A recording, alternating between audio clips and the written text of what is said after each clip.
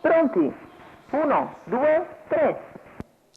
Buona la prima, Deep Purple Griff subito al comando con al largo Dioniso che va a chiedere e ottenere strada. E così Dioniso sfila a condurre nei confronti di Deep Purple Griff. In terza posizione Dawson dei Greppi, mentre di fuori rimane Detto Fatto Laumar, il quale tra poco però avrà la schiena di Demon, il quale muove in terza corsia e va a portarsi allo scoperto.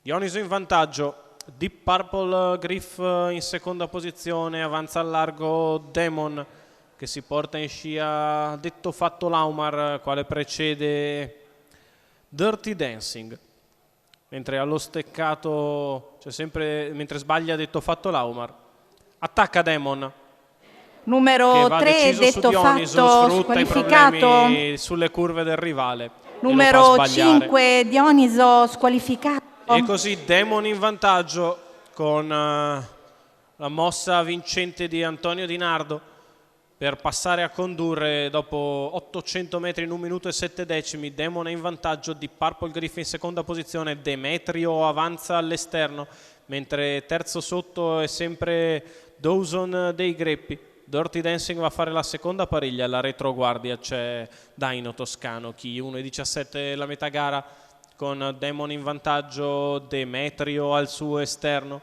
Alla corda di Purple Griff, sempre in seconda pariglia al largo Dirty Dancing, va in terza ruota, 800 dalla conclusione Daino Toscano Chi, che trova però l'anticipo da parte di Dirty Dancing. Intanto Demon prosegue in vantaggio, Demetrio sempre allo scoperto, allo steccato di Purple Griff a 600 dalla conclusione, sbaglia Dirty Dancing che libera l'azione a Daino Toscano Chi dopo una curva in 15,3.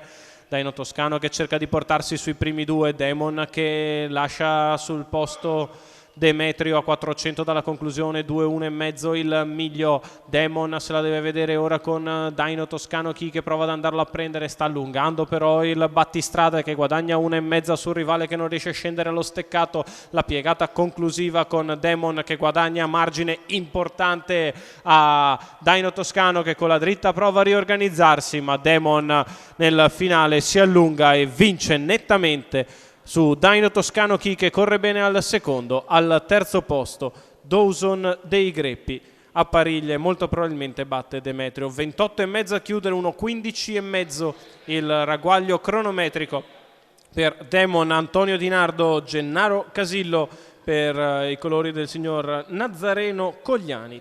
Terza vittoria in 4 corse per Gennaro Casillo al training. Ancora Antonio Di Nardo al raddoppio in giornata. I colori di Nazareno Cogliani, corre molto bene Demon, corre molto bene anche Daino Toscano Chi fa il secondo. Al terzo il regolare Dawson dei Greppi.